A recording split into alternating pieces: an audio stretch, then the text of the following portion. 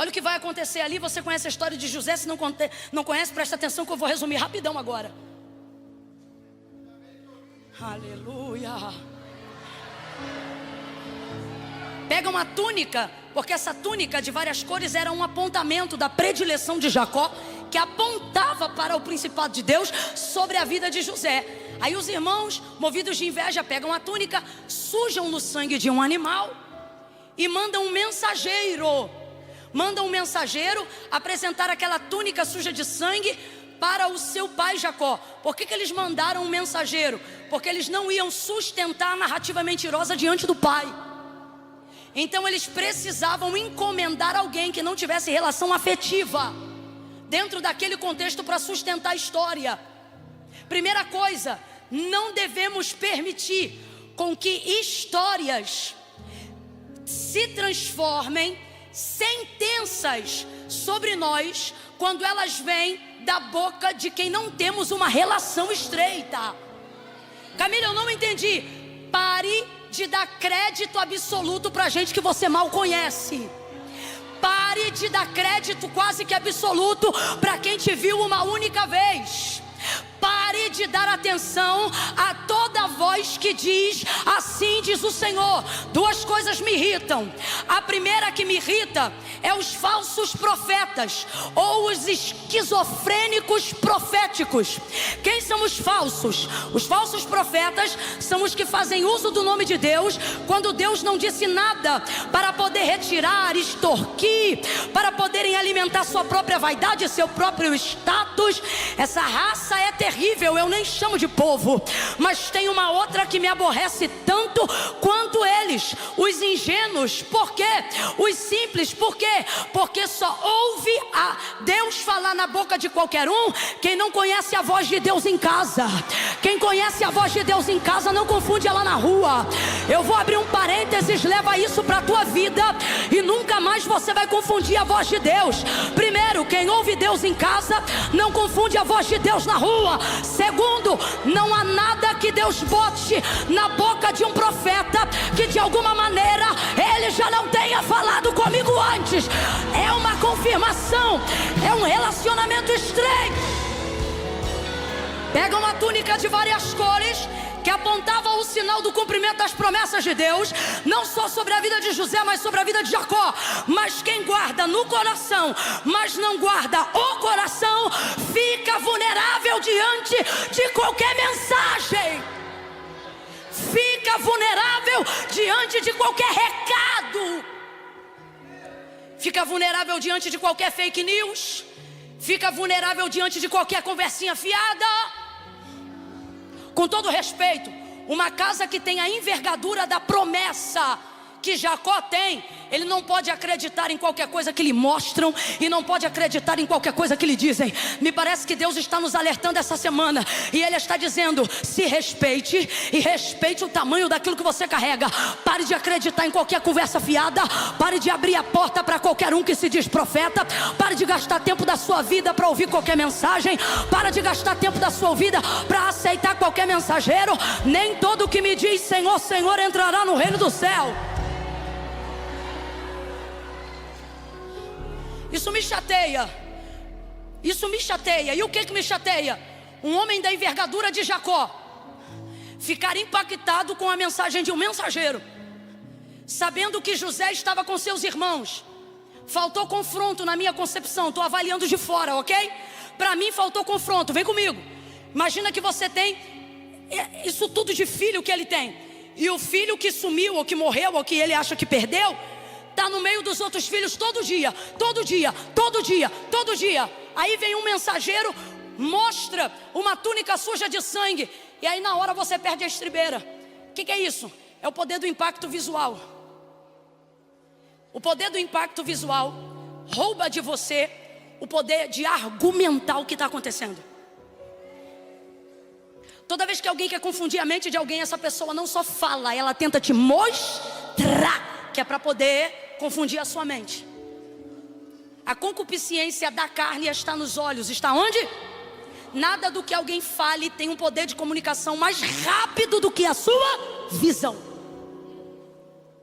Então isso tudo, na verdade, é uma distração. Olhe para mim. Tudo que está se colocando diante de você por esses dias como uma realidade, Deus me trouxe nessa noite para dizer: é uma distração, argumente. É uma distração, isso é para tirar teu foco. Olha para o tamanho da tua casa, olha para o tamanho da palavra que você recebeu e pare de ficar impactado com aquilo que está acontecendo visualmente. É por isso que o Senhor não nos chamou para andar por vista, o Senhor nos chamou para andar por fé, porque a vista impacta o corpo, mas o ouvido edifica o espírito, e quem tem o espírito pronto levanta o corpo. Quem tem o espírito pronto argumenta. Quem tem o espírito pronto, disse Paulo, está preparado para argumentar qual é a razão da vossa fé. Mas aquilo que Satanás tem tentado mostrar de engodo, de mentira, de falência, de violência, de dores, de estresse, de pânico, é para poder roubar de nós a fala da argumentação, é para poder roubar de nós o desejo de continuar buscando pela verdade. Mas hoje todo sofisma e espírito de mentira será desmascarado por estes dias. A mentira vai cair por terra pelo poder de quem tem a palavra. Argumente, confronte. Sabe o que eu penso? Sou eu que estou falando. Sabe o que eu penso? Eu penso que se eu tenho predileção e apontamento divino sobre a revelação do cumprimento de um filho meu, a ponto de eu dar a ele uma túnica, se me trazem a túnica manchada, eu não acato e nem declaro a sentença da morte dele. Se eu estiver mais fortalecida pelo que eu sei do que pelo que eu vejo, eu direi. Chama os irmãos, quero falar com cada um, quem viu ele por último. E um pai sabe quando um filho mente. Um pai sabe quando a mão sua. Um pai sabe quando alguém gagueja. Eu não sei, irmão, tem um mistério nessa mensagem nessa noite. Deus está dizendo: eu vou botar você diante dos mentirosos e eles vão gaguejar. Não foi o que aconteceu com Jacó, mas é o que vai acontecer com você. Argumente. O que eu diria pela palavra, o que eu diria pela palavra é: mas não foi isso que Deus me disse, não. Deus não me disse isso, não. Eu olharia o sangue, cheiraria. Rapaz, o homem é pastor. Eu duvido que ele não conhece o sangue do cheiro de bode. E eu duvido que ele não sabe que o sangue do cheiro de um animal é diferente do cheiro do sangue de um ser humano. Ele é homem do campo. Mas o poder do impacto visual rouba de você outras capacidades. Capacidades instintivas e naturais de identificar a verdade. Só que você está tão abalado, que rouba de você a capacidade de confrontar a mentira, de desfazer o estratagema. Aí você diz assim: Camila, mas isso não mudou nada para José. Irmão, de fato, pelo contrário, tudo isso promoveu o cumprimento da promessa na vida de José. Mas você leu comigo o capítulo 37, no versículo 1. A história não é de José, a história é de... E ele não deveria ter sido obrigado a, durante todos os anos em que José crescia e já estava governando sobre o Egito, a viver em estado de luto. E por que Jacó está em estado de luto, enquanto José está no auge do cumprimento de uma promessa que dizia mais respeito ao pai do que ao filho? Isso não é justo. Aí você olha e pensa: era da vontade de Deus que assim fosse? E eu lhe respondo: não. Porque quando Deus te faz uma promessa, que Ele vai cumprir é certo, mas a maneira como você reage em decorrência da promessa não é com Deus, é com você. É você que tem que defender o que é seu. É você que tem que se mover em direção àquilo que você acredita. É você que tem que argumentar diante daquilo que não combina com o que Deus te falou. Por que eu estou dizendo isso? Porque José está no auge do cumprimento da palavra e da promessa. Mas e Jacó? Ele pega a túnica no dia que fazem esse estratagema infernal. Ele olha para a túnica e o mensageiro também tem medo dele. Por isso o mensageiro não chega dizendo: o menino morreu. Porque só tem uma pessoa com poder de sentenciar a maneira como você vai esperar uma promessa se cumprir. E não é quem vende, não é o mensageiro que mente, é você. Se vida e morte estão na língua, raciocine comigo. Se a palavra tivesse poder literal de matar imediatamente alguém, quem teria matado José? Quem mais o amava? Porque foi a única pessoa que disse: certamente morreu. Ninguém disse isso. Os irmãos não disseram isso. O mensageiro não disse isso. Então veja, Satanás cria o cenário e os inimigos, mas ele não tem o poder de invalidar algo que não é verdade. Então ele faz com que você invalide, porque o único interesse dele não é que todo mundo não acredite, é só que você não acredite mais. Então ele quer ver sair da sua boca a palavra da incredulidade. Ele quer ver sair da sua boca a palavra que dá sentença àquilo que ele tem esperado. Então a única pessoa que, se tivesse poder na fala de matar imediatamente José, era aquela que justamente mais o amava, seu pai Jacó. Agora veja, o mensageiro não chega dizendo morreu. Ele chega mostrando a túnica e pergunta: tu reconheces se essa é ou não a túnica do teu filho José? Ele não fala nem do sangue, ele fala da túnica. Olha a pergunta: reconhece se esta é ou não a túnica do teu filho José? Olha para mim. Quando você estiver diante de pessoas que você não tem intimidade, que você não tem relação profunda, que você não tem entrosamento espiritual com elas, pare de abrir a boca mais do que deveria, só responda o que foi perguntado. Existem pessoas que só estão esperando sair da sua boca a sentença que só você tem o poder de dar para espalhar a notícia. Olha a pergunta, eu repito: reconhece se esta é ou não a túnica do teu filho José? O que ele deveria ter dito? Sim, é. O que aconteceu com ele? Eu estou inventando, gente? Ou o correto, o prudente, o mais sensato seria avaliar isso. Mas o impacto visual está abalando o que a gente ouviu. É sinal que os nossos olhos andam mais abertos do que os nossos ouvidos. Porque a fé não vem pelo que a gente vê, ela vem pelo que a gente... Mas se tem um ralo que esgota o que a gente ouve, é andar com o olho aberto, quando deveríamos estar andando de olho fechado, em fé, em voz, em palavra do que Deus falou. Mas não, e eu encerro aqui. O texto diz que ele pega a túnica e, desesperado pelo impacto de uma realidade mentirosa, porém visual, Deus está mandando dizer isso aqui para alguém. Não é porque você está vendo que é verdade. Meu Deus. Se eu fosse você, entrava na quinta-feira de olho fechado e ouvido aberto. Meu Deus. Meu Deus. Deus vai desenvolver em mim e em você essa semana. Eu gosto assim. Eu gosto quem toma na força, quem pega na marra. Eu gosto quem entende que reino de Deus não é por osmose, é por atitude. Então eu vou repetir para dar mais uma chance para os desligados. Você vai entrar nesta semana, nesta quinta-feira, desenvolvendo habilidades, capacidade que não vão depender de nada do que você está enxergando. Deus está dizendo: fecha os olhos e deixa eu ser os seus olhos, e eu vou te guiar pela minha voz. A mentira vai cair, a mentira vai cair.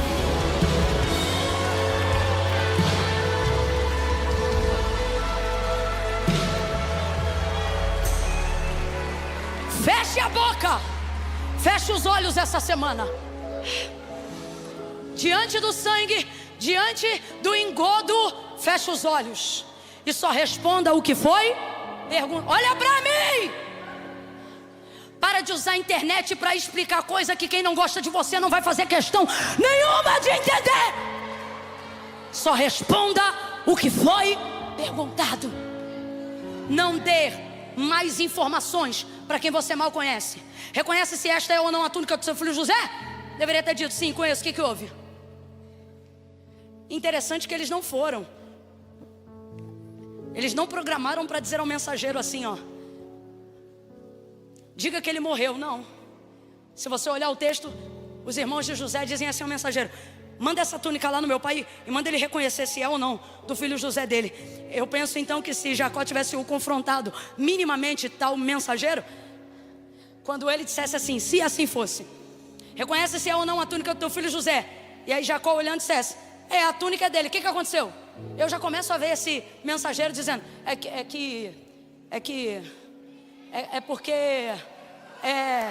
E é assim que alguns adversários vão ficar esses dias. É porque é que me mandaram vir aqui. Meu Deus, isso aqui é profético. Isso é profético. Meu Deus, isso aqui é profético. Só que o que Jacó fez? Declarou uma sentença, porque ele tinha as promessas guardadas no coração, mas não tinha guardado o coração. E qual é a orientação bíblica? Guarda o teu. Ele não diz guarda no teu, ele diz guarda o teu coração, porque dele procedem as saídas que saltam para a vida. Então José guardou no, mas não guardou o. E na hora deu uma sentença que não tinha nada a ver. Olha ele, impactado visualmente. É do meu filho José. Certamente uma besta fera o comeu. Ih, viajou. Quando você começa a ser guiado mais pelo que vê do que pelo que Deus te disse, você não só narra uma sentença indevida, como ainda cria um cenário de desgraça. Certamente uma besta fera o comeu, foi despedaçado. Mano, Satanás quer trabalhar com a tua emoção, filho. O inimigo quer mexer no teu emocional, filha. Porque ele sabe que contra o espírito que está em você ele não tem poder. Se tu reagir no espírito, ele desce. Se tu reagir no espírito, ele se subordina. Se tu reagir no...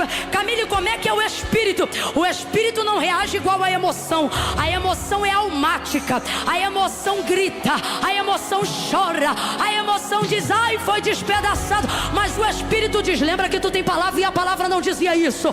Confronta com a palavra. Qual foi a palavra que eu te entreguei? Traga no teu coração uma palavra que eu te disse. Mas emocionado, ele já cria um cenário de desgraça e diz, está despedaçado meu filho, certamente morreu. Aí ele diz assim, com choro hei de descer à sepultura, porque foi despedaçado meu filho José.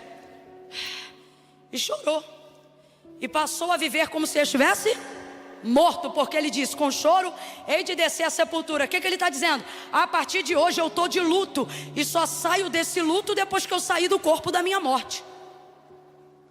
Passam-se os anos, e Deus está cumprindo tudo o que prometeu a Jacó através da vida de... Mas ele sabe, ele sente, porque ele deu uma sentença cedo demais para um mensageiro que ele mal conhecia. Aí você diz, Camila, e por que Deus então não foi lá? Deus falava tanto com Jacó também em sonho. Ele teve tanta visão, né? Por que Deus não foi lá e falou, Jacó, meu filho, não temas, não sofra, José não está morto, José está vivo. Pelo que eu disse lá no início, vou dizer de novo, o que Deus prometeu, Ele vai cumprir, e isso é garantia dele. Mas a maneira como você se comporta é problema seu. Então, se você se comportar como se Deus não tivesse cumprido o que te falou, isso não vai fazer Deus deixar de cumprir, mas vai fazer você sofrer até que você veja o que Deus fez. Aí eu te pergunto, poxa vida, Jacó precisava ter sofrido tanto? Depois que os anos se passaram, foi tanta amargura naqueles anos, não só por ter perdido José na sua imaginação, mas porque José não era só José, era aquele que ele imaginava que Deus ia usar para cumprir as promessas que fez a ele. Então perder a José não era só perder a José, mas era perder o meu relacionamento com Deus. Então é por isso que tem algumas coisas na nossa vida que estão doendo tanto, porque elas não apontam a perda de algo ou alguém, elas apontam a desconexão entre nós e Deus no processo. E é por isso que dói tanto. Então Jacó ficou amargurado, ao ponto que ele fez uma coisa, e só isso eu quero relatar para bem no capítulo 38. Quando os filhos perceberam que ele passou o período do luto e continuou de luto, levantaram-se para consolá-lo, e o texto diz que ele recusou. Essa dignidade profética eu amo. É quando não importa o quanto eu estou sofrendo, não há consolo que console uma perda que eu acho que tive com Deus.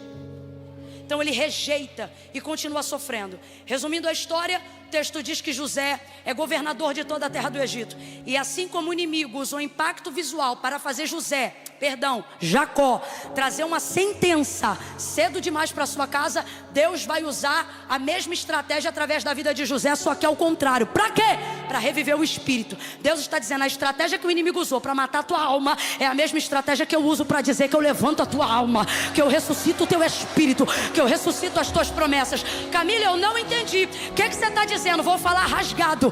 O inimigo usou impacto visual para abalar o teu emocional, não foi? E assim fazer você se perder do rumo da fé. Deus está dizendo, eu trabalho com ouvidos, por isso você sofreu, porque eu quero que creia na minha palavra e não na tua realidade. Mas quando chegar a hora do basta, eu não vou mais falar, eu vou te mostrar.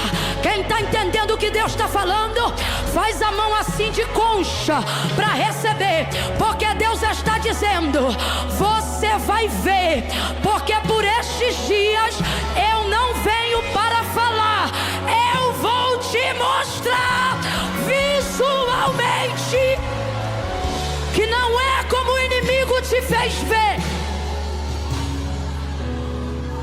Oh!